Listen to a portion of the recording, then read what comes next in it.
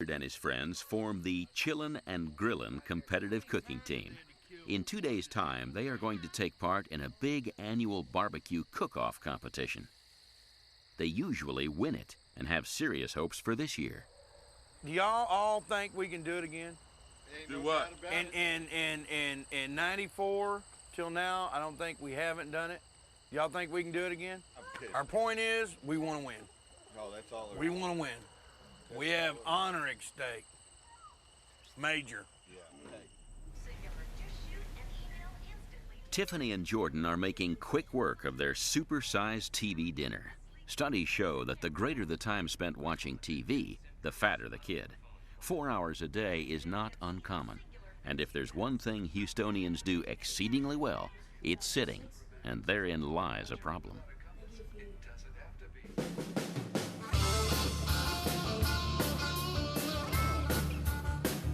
Houston is a city built in homage to the automobile.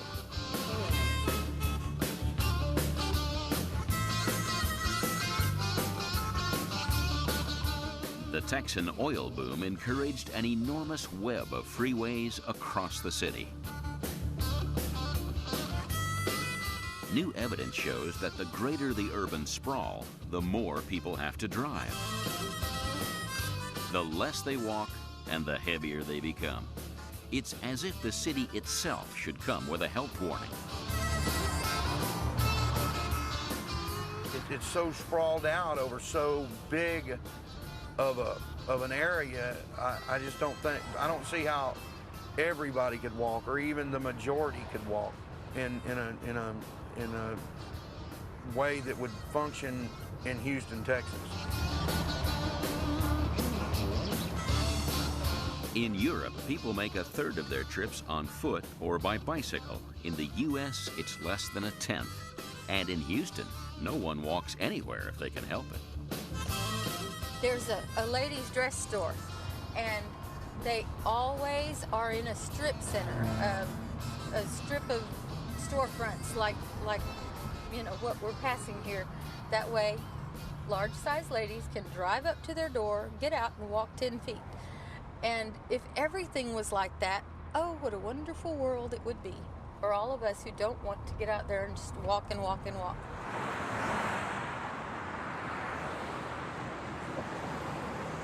A generation ago, 70% of children walked or cycled to school. These days, it's less than 20%. Jordan couldn't walk to his school safely even if he wanted to. The surrounding suburbs have no sidewalks. Linda doesn't even let her son walk to the bus stop. We're sitting here. We're not far from the school bus. Not the school bus, but the stop sign. That's where the school bus picks the children up for school in the morning and drops them in the afternoon. And in the morning, we drive them to the bus stop. And it is, well, it's a good, 50 feet down there? But we can find many ways to justify driving to the corner, but it's what we do. I am probably one of the laziest men you'll ever find. I will not walk to the mailbox unless I have to. If I want to go get the mail, I'll wait till I have to go somewhere in the car, and then I'll stop by the mailbox and pick up the mail. And the mailbox is about 20 feet from the house. And it is pretty sad that I don't walk that far. Part of the reason why they don't want to leave the comfort of their air-conditioned cars is the weather. For much of the year, Houston is unbearably hot and humid. But when it rains, it pours. And then floods.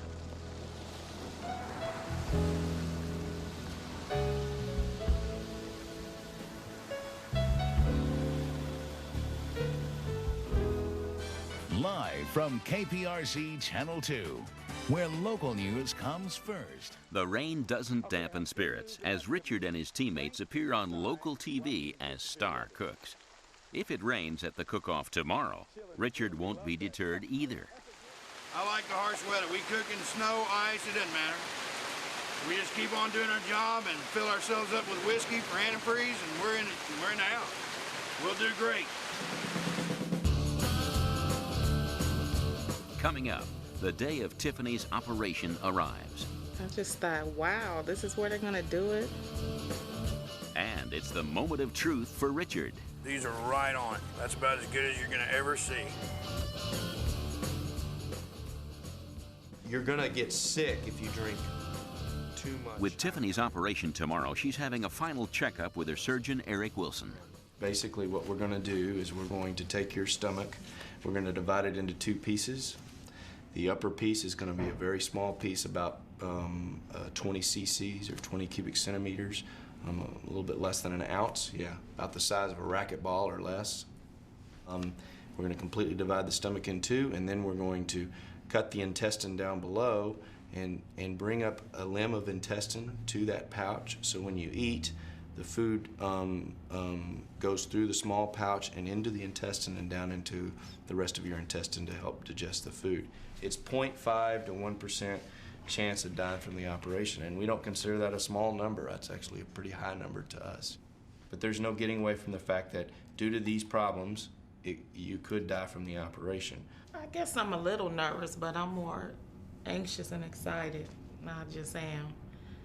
I just, you know, I have faith in you all, and I have faith, period, and I just feel like everything's gonna go fine. Food. Tiffany's surgery is a major operation, and the high risks can't be overlooked. Diane had it and had to have it reversed. I had the surgery. I weighed 404 pounds. I lost 150 in 10 months. I no longer could swallow, and that's when we found out the surgery was very drastically wrong. I had to have 5 corrective surgeries. I now have lifetime complications, which there are no answers for. And now here I am 15 years later, 240 pounds more than I had been. I've been there, I've done that, and I burned the t-shirt. I don't want to go there again. I will not go there again. Diane gets upset when people make suggestions about her losing weight. Pressure to me is like on my birthday when my family handed me a cutout from the newspaper, an ad to have weight loss surgery, and told me that was my gift. I can't take it anymore. I've already tried to change my life to suit y'all. I'm happy with who I am. Y'all are not. Maybe you need the attitude adjustment.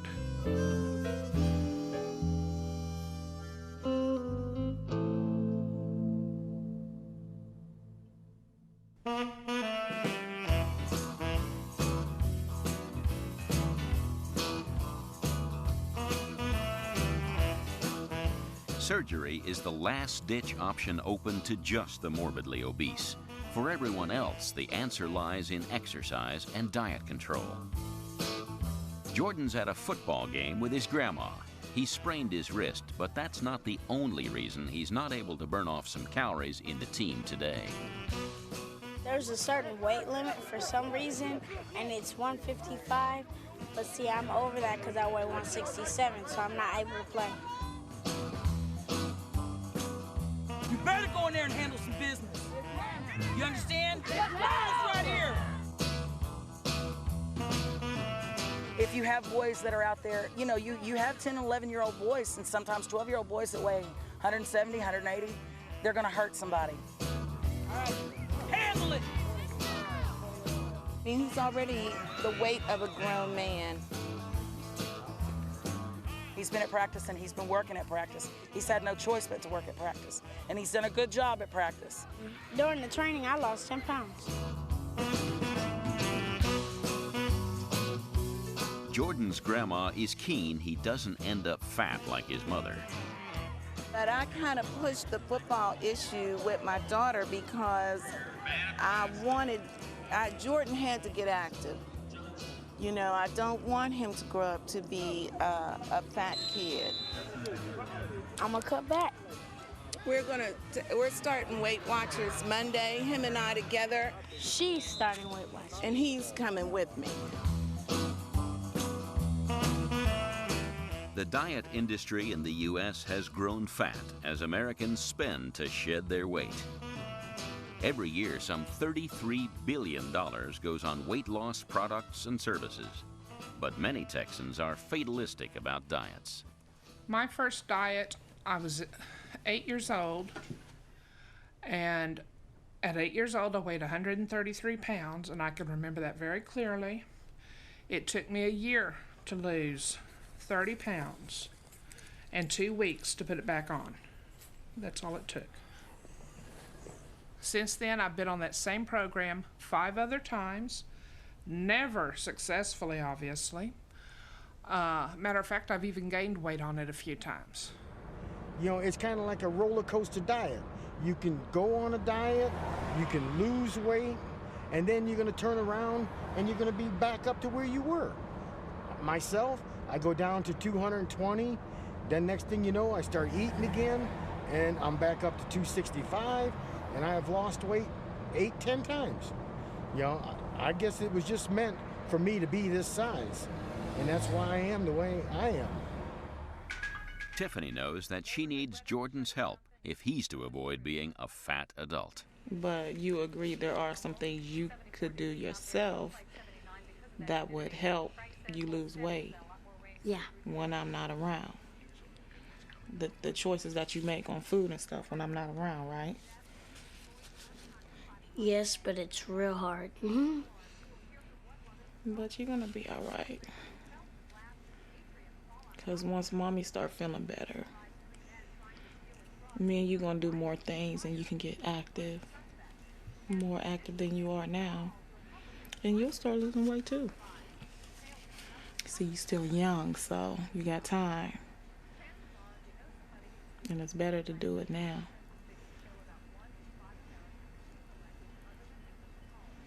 I'm sure once you start liking girls more, you'll really be trying to get it off, huh? I like girls now. Well, more. What girls you like? That's confidential. Confidential.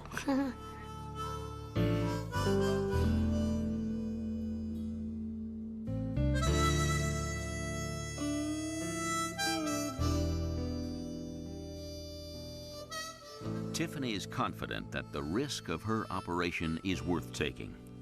I don't listen to any negativity about the surgery. I really, you know, from other people, that's something I really don't want to hear. I've come this far, so it's time now.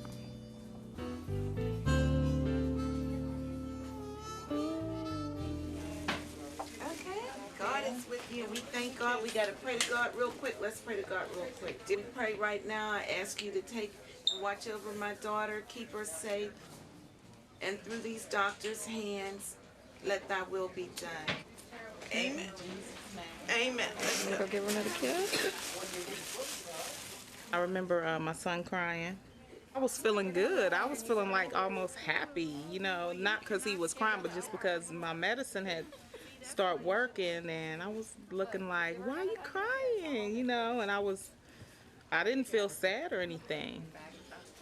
She said it's your mother. She's getting up right now. She makes me She's gonna be fine, honey. coming back. She's coming Just in a couple hours, okay? We'll check on her for you, and I'll let you know how she's doing. I just thought, wow, this is where they're gonna do it. It was kind of informal. I don't know. I guess I expected something else, but I had a lot of faith in my doctor, so I just laid there and relaxed, and I guess before I knew it, I was out.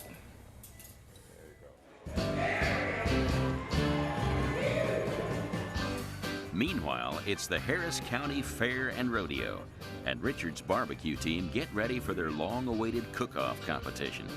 If your idea of a barbecue is a few sausages and burgers in the backyard, think again. This is barbecue on a Texan scale. 70 teams, all serious, mostly big guys. If you go to a cook-off and you holler, hey, fat boy, you're going to have about 600 guys turn around and look at you. I would say the average cooking team is about the same weight as the average NFL line. on weight, maybe offense.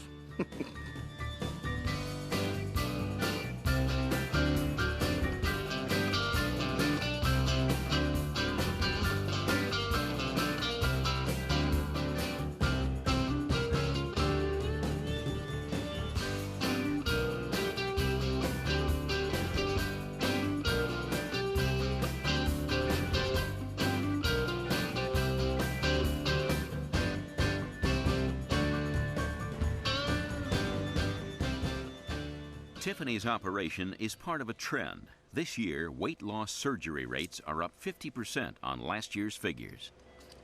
There's a whole laundry list of health-related problems tied to morbid obesity. You know, those include high blood pressure, diabetes, coronary artery disease or heart disease, other vascular disease such as stroke or peripheral vascular disease. These surgeries have not proven definitively yet. There's not enough information out there yet to prove that we're causing people to live longer by doing this operation as opposed to leaving them fat. But we do know that we are curing a lot of the major problems associated with obesity. You need a spatula? Yeah. Give me the spatula, big one. Okay. At the cook-off, it's time for Richard to select the barbecued ribs and brisket to be judged. It's a serious business. These are right at the edge. These are right on it. That's about as good as you're gonna ever see. That's a good looking rib.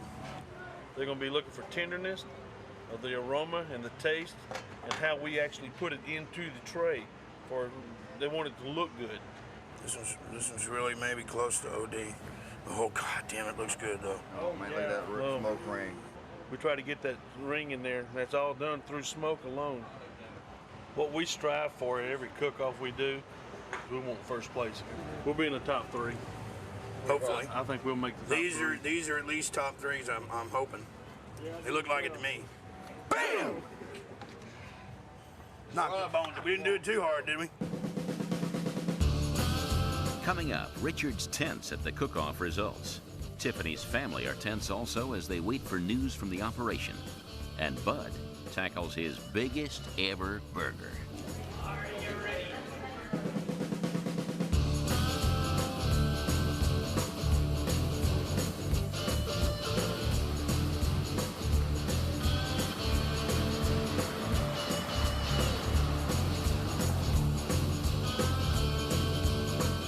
Bud's accepted another food challenge, this time to eat a monster burger. Those who manage it, and many have tried, get their picture on the wall of fame. Texas is a very, very competitive state. Anything that you compete in, they're going to compete in. Bud's burger is being made with 1.5 pounds of beef, a pound of bacon, and a 1/4 pound of cheese, plus all the trimmings. It's an astonishing 5,000 calorie meal, enough to sustain him for 2.5 days. At the cook-off, it's reckoning time for Richard's barbecued ribs and brisket. You're going to be judging on 4 different criteria. 1 is aroma. Does it smell like what you think they should smell like? 2 is color. Next one's texture. Is it tough? Is it tender? Is it dry? Is it moist? Last but not least is taste. This is why Texas is the way it is. People want to be challenged. So they'll come in here and they'll eat this. Not everybody will eat it, but they'll give it a good try.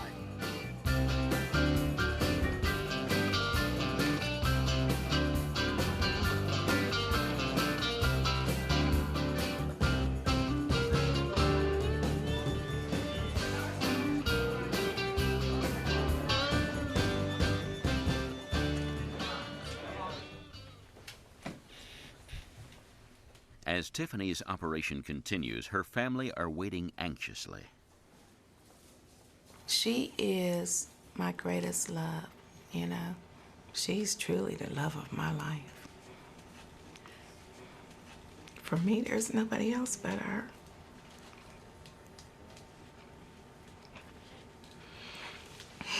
And I have thought, you know, what if something goes wrong? But I just don't believe this is how she wants to live her life. She says she wants to start rollerblading with me, and as soon as this cast comes off, I'm going right back to the speed bump. I don't know if my mom will be there yet, but she's gonna try. This high-tech operation can cost up to $50,000, and only a very few insurance companies are prepared to bear the cost of it.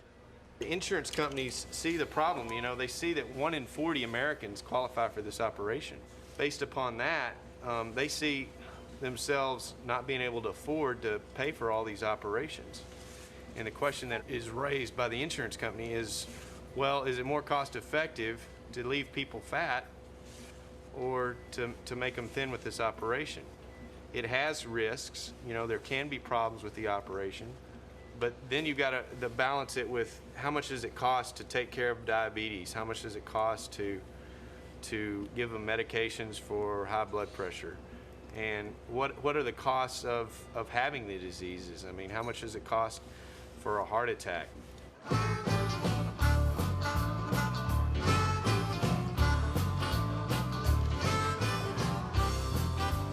Bud finishes his burger in just 20 minutes, well ahead of his competitors. 20 minutes and 46 seconds. Not bad, not bad at all. The only thing that got me was the onions. And all for the glory of his photo on the Wall of Fame. Yeah, congratulations. And the overall grand champion for the 2003 At the cook-off results, Richard's team are disappointed not to have won anything in the ribs category and are apprehensive as all that remains now is to announce the winning brisket number. 8398. 8398. You're kidding.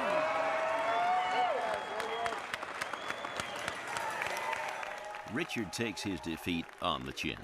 Disappointed, yes, but you can't win them all. So I don't know what it was, but disappointed a little bit. But we'll have a big party tonight.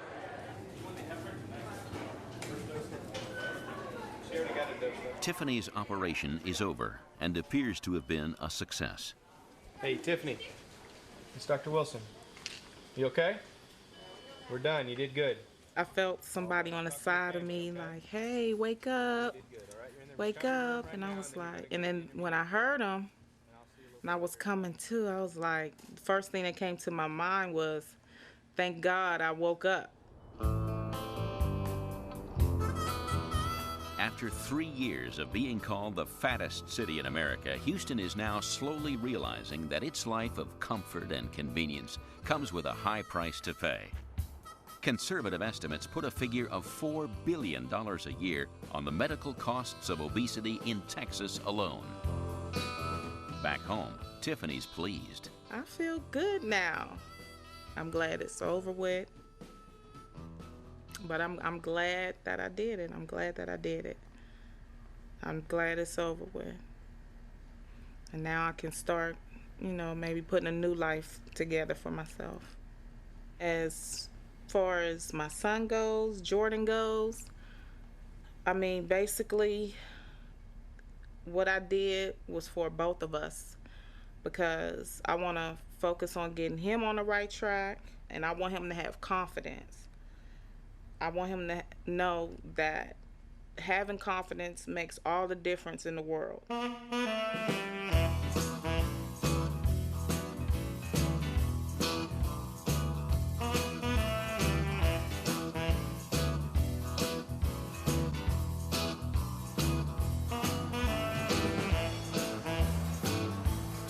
But some people in the fattest city are just never going to change. As far as being the fattest city and people looking at us as fat, I don't really think that, I'm ashamed. It's how you feel inside with what you are. If you are heavy and you're okay with it, it's fine. I'm a very good person. I like who I am. And I'm not going to change myself for society. And anyone who really thinks I should or starts trying to put pressure on me to change can simply bite me.